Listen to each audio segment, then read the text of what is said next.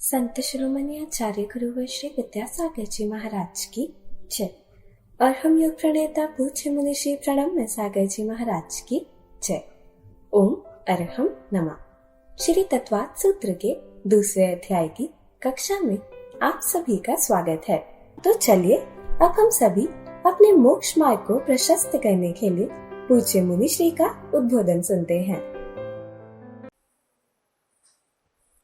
मोक्षमार्गस्य नेतारं भेत्तारं कर्मभूरतां ज्ञातारं विश्वतत्त्वानां वन्दे तद्गुणलब्धये। देवादिदेव आदिम तीर्थंकर श्री ऋषभनाथ भगवान की, वर्तमान शासन नायक श्री वर्धमान महावीर भगवान की, परम पूज्य आचार्य गुरुवर श्री विद्यासागर जी महाराज की। समझ में आ गया? विग्रह गति में जीव के लिए कर्म योग होता है। जो पहला सूत्र था विग्रह गतौ कर्म योग है।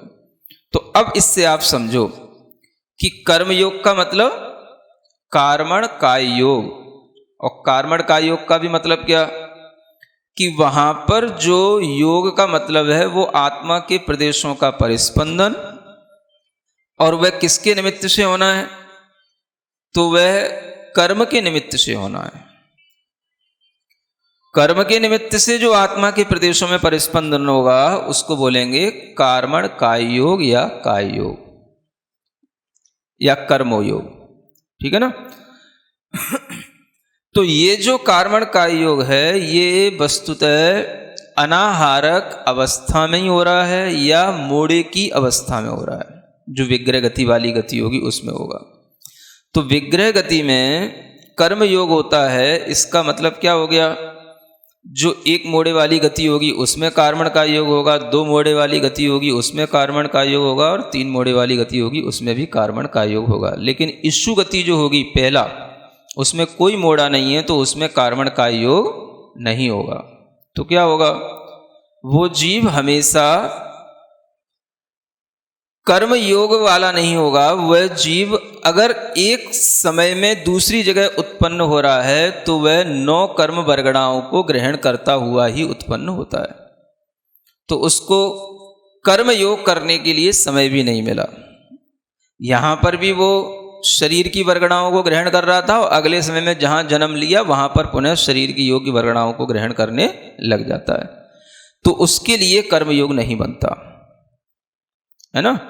ये ध्यान में रखते हुए ये आगे आपको पढ़ना है कि ये जो संसारी जीवों की 4 समय से पहले पहले ही अधिकतम गति होती है। प्राक चतुर्भ्या, प्राक माने होता है पहले, चौथे समय को नहीं लगाना। 4 समय की नहीं है लेकिन 4 समय से पहले पहले ही उसके लिए विग्रह होंगे, या बिना विग्रह वाली भी गति होगी तो वो तो एक समय की होगी। विग्रह वाली होगी तो 2, 3 और 4 समय की होगी। लेकिन वह 4 समय से पहले ही उसकी मोड़ा पूरा हो जाएगा और चौथे समय में उसकी उत्पत्ति जहां होना है वहां हो जाएगी, है ना। यानी कि जो अंतिम गोमूत्र का गति है उसको समझें कि उसमें 4 समय तो हैं लेकिन 4 समय में विग्रह जो है वो केवल 3 समय के लिए। मोड़े कितने हैं? 3। इसका मतलब ये समझना कि इस लोक में, लोक जानते हो, पूरा लोक है ना। उसमें बीचों बीच में तृष्णाड़ी है, 14 राजू प्रमाण वह लोक है, और उसके बीचों बीच में तृष्णाड़ी है। तृष्णाड़ी के बाहर भी लोक बचा रह जाता है ना। कभी देखा लोक का नक्शा? जो ऐसे करके ये लोक यूं 3 प्रकार से टर्न लेकर के लोक की रचना होती है। उस लोक रचना में बीचों बीच में एक तृष्णाड़ी आपको चौकोर आकार की दिखाई देती है, रेखांकित की हुई रहती है। ठीक है ना। वो तो हुई तृष्णाड़ी। अब जब हमने ऐसी आकृति है, मान लो ये नीचे के नरक की हमने ये स्थिति बताई कि नीचे नरक 7 राजू ऐसे फैले हुए हैं 7वीं पृथ्वी तक, तो उसमें ऐसी शेप बन रही है और लोक नाड़ी है वो इसके बीचों बीच में जा रही है। तो जो ये स्थान बच रहा है इधर उधर, ये सब लोक का स्थान है। इसमें भी जीव होते हैं लेकिन इसमें स्थावर जीव होंगे। कौन से जीव होंगे? त्रसनाड़ी को त्रस इसलिए कहा जा रहा है, त्रसनाड़ी, कि उसमें केवल त्रस जीव ही रहते हैं। तो जीवों का जो जन्म मरण होता है वो तो स्थावर से भी त्रस में होता है, त्रस से भी स्थावरों में होता है, स्थावरों से भी स्थावरों में होता है, और त्रस से भी त्रस में होता है। ठीक है ना? कोई भी जीव त्रसनाड़ी के बाहर है तो वहां से भी आकर के वो त्रसनाड़ी के अंदर जन्म ले सकता है, अथवा त्रसनाड़ी में जन्म लेने के बाद भी वह और अगले रूप में अगली स्थान पर जाकर के त्रसनाड़ी के अंदर त्रस से त्रस भी बन सकता है। इस तरह से जीवों का जो एक जन्म से दूसरे जन्म के बीच की जो गति होती है वह त्रसनाड़ी में भी हो सकती है और त्रसनाड़ी के बाहर से भी शुरू होकर के बाहर जाकर के पूर्ण भी हो सकती है। एक छोटी सी बात समझने की यह है कि इस लोक में ऐसा कोई भी स्थान नहीं है जहां पर इस जीव को 3 विग्रह से ज्यादा लेने पड़े, है ना, या 4 समय से ज्यादा उसे कहीं पहुंचने में लगे। 4 समय से पहले पहले ही उसके लिए विग्रह होंगे, चौथे समय में तो वह जीव कहीं ना कहीं जन्म ले लेगा। इस सूत्र का यह अर्थ निकालना पूरे लोक में, यानी 343 घनराजु प्रमाण लोक है, 14 राजु की वह त्रसनाड़ी है और उसमें कुछ कम त्रसनाड़ी 14 राजु की है, और उसमें जो हमें ऊंचाई दिखाई दे रही है 14 राजु की, उसके साथ साथ उसकी जो गहराई होती है उत्तर दक्षिण वो 7 राजु होती है। और उस इतने विशाल उस लोक के क्षेत्र में कहीं पर भी जीव कहीं से भी कहीं जाकर के उत्पन्न होगा, वह चौथे समय में नियम से कहीं ना कहीं उत्पन्न हो जाएगा। सुन रहे हो? इस सिद्धांत याद रखो। प्राक चतुर्भ्य 3 समय से पहले ही विग्रह होंगे, चौथे समय में तो वह उत्पन्न हो जाएगा। यानी अगर वह कहीं बीच में रहेगा एक जन्म से दूसरे जन्म के बीच में, तो उसे अधिक से अधिक कितने समय तक रहना पड़ेगा? चौथे समय में तो उत्पन्न नहीं हो गया, वो तो वहां जन्म ले ही लेगा। बीच में रहने का टाइम कितना हुआ? तो 3 समय। 3 समय, 3 शब्द को कहने में भी असंख्यात समय हो जाते हैं। फिर से सुनो कान खोल के, क्या बोला मैंने? 3, इतना बोलने में असंख्यात समय हो गए। अब आप समझ लो समय कितना छोटा होता है। सुन रहे हो? असंख्यात समय हो गए 3, इतना सुनने में, इतना बोलने में। अब इतने के आप समझो कि एक समय कितना छोटा हो सकता है, आप अंदाजा भी नहीं लगा सको कि एक समय इतना छोटा होता है। उस एक समय के जैसे 1, 2, 3 समयों में यह जीव उत्पन्न हो जाता है दूसरी जगह पर। इससे ज्यादा कहीं आत्मा बिना शरीर के रह नहीं सकती है। सुन रहे हो? खास तौर से जैन लोगों, जब जैन लोग भी मिथ्या दृष्टियों जैसी बातें करते हैं तो थोड़ा सा कैसा लगता है? क्या करें अब इनके साथ में? अब कुछ कर तो सकते नहीं है, लेकिन जब ये बातें करते हैं, महाराज आत्मा भटक रही है, आत्मा कब तक भटकती रहती है, मेरे पिताजी की आत्मा कहीं भटक तो नहीं रही, मेरी माँ की आत्मा कहीं भटक तो नहीं रही, मेरे घर में वो आत्मा दिखाई देती रहती है, उनका ट्रेन से कट के मरण हो गया, अकाल मृत्यु हो गई, अब उनकी आत्मा भटकती रहेगी कि उनको कोई नया जन्म मिल जाएगा। ऐसी बातें करते रहते हैं जैन लोग आकर के। अब उस समय पर तो उन्हें तत्व सूत्र सिखाया नहीं जा सकता, न उन्हें कोई ये समझने की कोई क्षमता होती है और न इस तरह की बातें सुनने की उनकी कोई मानसिकता होती है। सुन रहे? तो ये समझ लो, आप जितने भी लोग सुन रहे हैं, कम से कम उतने ही लोग भ्रम से दूर हो जाएं, भ्रम मुक्त हो जाएं, उतने ही लोग एक सही ज्ञान रखने लगें, तो बहुत सारे लोगों को आप भी ज्ञान दे सकते हो। जब भी कोई लोग ऐसी बातें करते हैं, आत्मा भटक रही है, आत्मा न जाने कब से कितने समय तक भटकती रहेगी, उसकी आयु पूरी नहीं हो पाई, तो अब उतनी आयु तक क्या वो भटकती रहेगी क्योंकि अकाल में मर गई, ऐसा वैसा कहते हो कि नहीं? तुम भी तो कहते रहते होगे, हैं? नहीं कहते? अब नहीं कहना, ठीक है? भूल चूक माफ, है ना? अब हमारे सामने ऐसी बातें नहीं करना, ठीक है ना? आत्मा कितने समय तक भटक सकती है अधिक से अधिक, ये सिद्धांत जानो, ये इसलिए बता रहा था मैं। हाँ, कितने समय तक? बस 3 समय के आगे चौथे समय में तो वो कहीं ना कहीं जन्म ले ही लेगा। इससे ज्यादा उसे बीच में कहीं भटकना होता ही नहीं, रहना होता ही नहीं। शरीर उसको अगर नहीं मिला तो कितने समय तक नहीं मिला?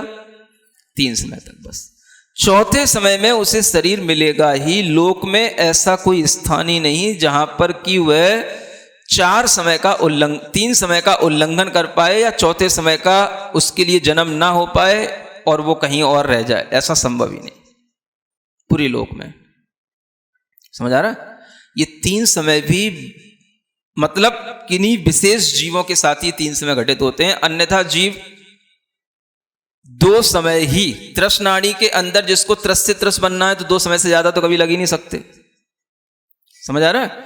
और ज्यादातर 1 समय में ही हो जाएगा,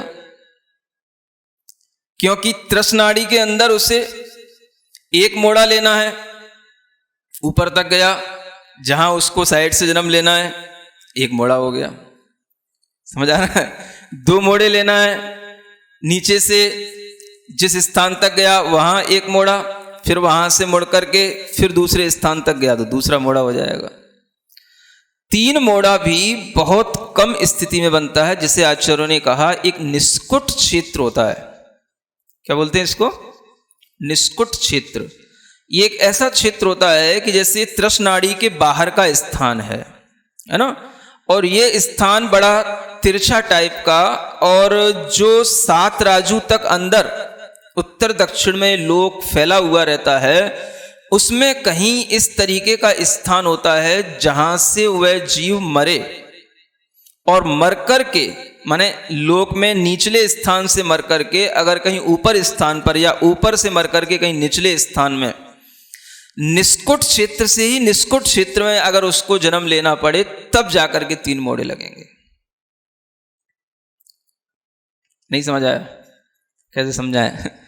मैं बना नहीं सकते। मतलब यह है कि निष्कुट क्षेत्र एक ऐसा आड़ा तिरछा स्थान है लोक का, त्रस नाड़ी के बाहर का। पहले ये क्या समझना, त्रस नाड़ी के बाहर है, त्रस नाड़ी के अंदर नहीं है।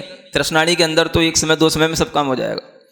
ये त्रस नाड़ी के बाहर, त्रस नाड़ी के बाहर कोई जीव, मानो यह धरातल है ना, ये 7वीं पृथ्वी के नीचे अधोलोक का नीचे धरातल का त्रस नाड़ी के बाहर का एक स्थान है, जिसमें से जीव जन्म मरण करके उसको जन्म लेना है लोक के ऊपर, सबसे ऊपर स्थान पर, और वो भी निष्कुट क्षेत्र में। जैसा एक यहाँ निष्कुट क्षेत्र है वैसे ही वहां जाके जन्म लेना है।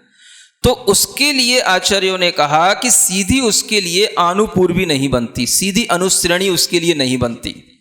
वो इतना कहीं गहराई में ऐसा स्थान होता है कि वहां तक पहुंचने के लिए उसे पहले तो त्रस नाड़ी के अंदर आना पड़ेगा। समझ आ रहा है? फिर त्रस नाड़ी से ऊपर जाना पड़ेगा, तो 1 मोड़ा ये हो गया। फिर वह उस क्षेत्र के पास तक जाने के लिए लोक से बाहर निकलने के लिए 1 मोड़ा लेगा, ये दूसरा हो गया। और फिर लोक से मतलब जो त्रस नाड़ी है उस त्रस नाड़ी से बाहर निकल करके उस निष्कुट स्थान तक पहुंचने के लिए फिर 1 लेगा मोड़ा, तो वह 3 मोड़े बनेंगे उसके। इसके अलावा और कोई कंडीशन नहीं बनती जब जीव को 3 समय भी लगें, 3 मोड़े भी लगें। समझ आ रहा है? तो कहने का मतलब यह है अधिकतर जो त्रस से त्रस में जन्म ले रहे हैं उनके लिए तो 2 मोड़े और 3 समय है ना, तीसरे समय में तो उनकी उत्पत्ति हो ही जाएगी। तो ये जानने के लिए कि कोई भी जीव अगर कभी भी शरीर से रहित रहता है तो उसके लिए अधिक से अधिक टाइम 3 समय का ही है ना, और इसी बात को आगे के सूत्र में भी बताया जा रहा है। देखो क्या कहते हैं, अभी तो एक चीज और बता रहा है, एक समया विग्रह। क्या कह रहे हैं? अब यहां समय बताया जा रहा है। जो विग्रह से रहित गति है उसको बोलते हैं अविग्रह गति। वो कितने समय की होगी? तो 1 समय वाली होगी, है ना। उसमें केवल 1 इंस्टेंट, बस 1 समय लगेगा बस उसके अंदर, और कुछ नहीं होगा इससे ज्यादा। यानी जो गति मुक्त जीवों की होती है उसमें भी 1 समय लगता है, और जो गति संसारी जीवों की होती है बिना विग्रह वाली, उसमें भी एक समय ही लगेगा। ठीक है ना।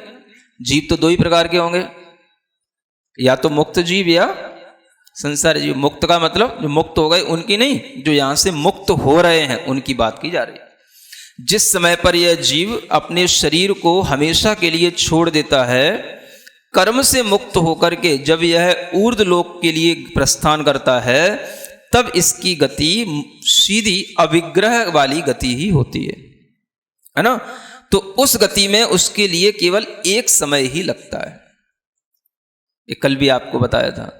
और कोई जीव संसारी भी है, वो भी अगर एक जन्म को छोड़कर दूसरा जन्म लेता है, और वो भी सीधा ले रहा है ना।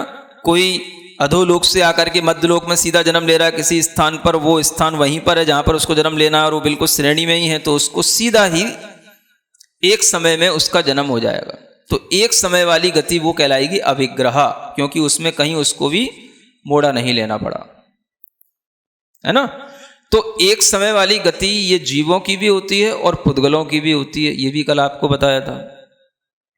पुद्गलों की भी होगी तो ऐसे परमाणु आदि की गति होती है जो सीधे 14 राजू तक गमन कर सकते हैं। नीचे से कोई भी परमाणु ऊपर तक जा सकता है एक समय में। जीव भी नीचे से ऊपर तक पूरे 14 राजू एक समय में नाप सकता है, कल बताया था ना।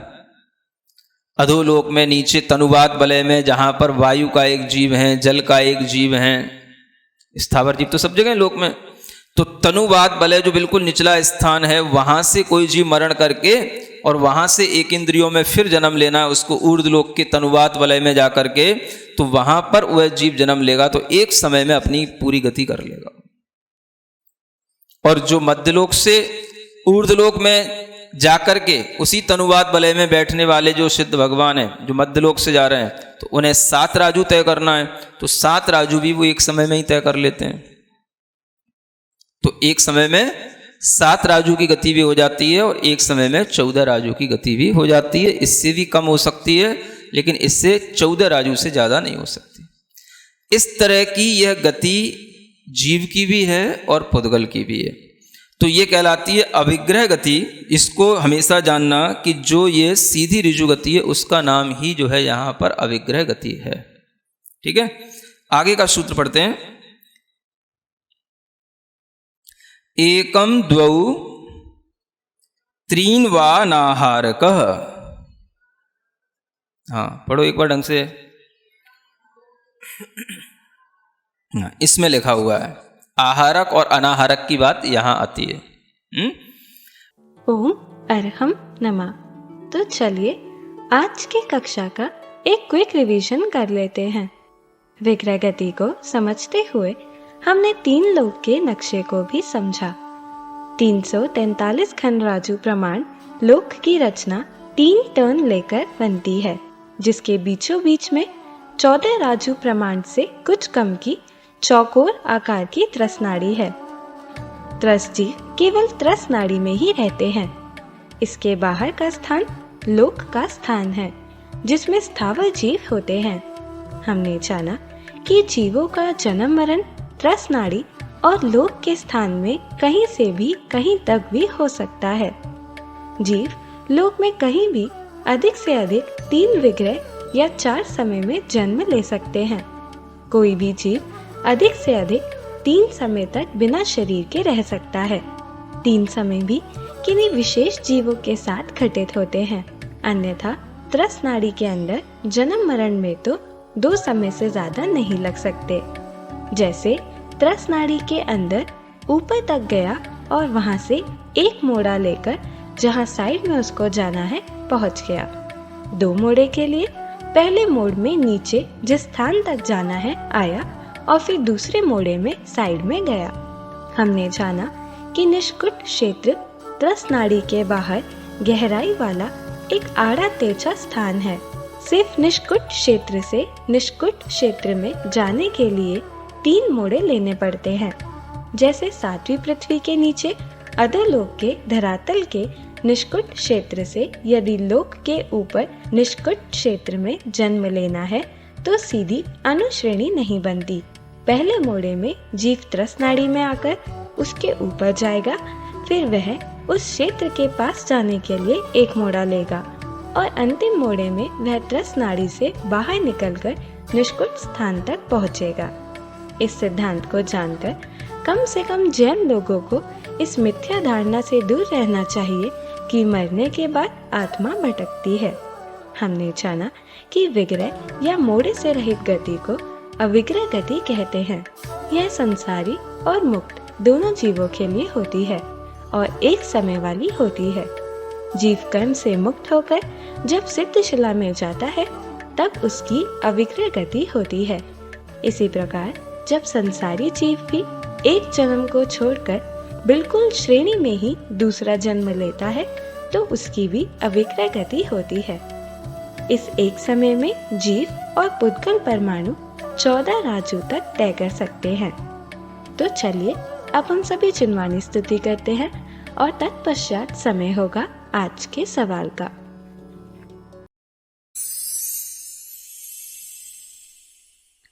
सिरिजिणवाणी जग कल्याणी जग जन मदतम मोहरी जनमण हारी गढ़हर हारी जम जरा भव रोग हरि तिथियराणम दिव्य झुणिम जो पढ़ई सुणई मय्ये धारई णाणम सौख मणंतम धरिय सासद मोक्ष पदम पावई सासद मोक्ष पदम पावई।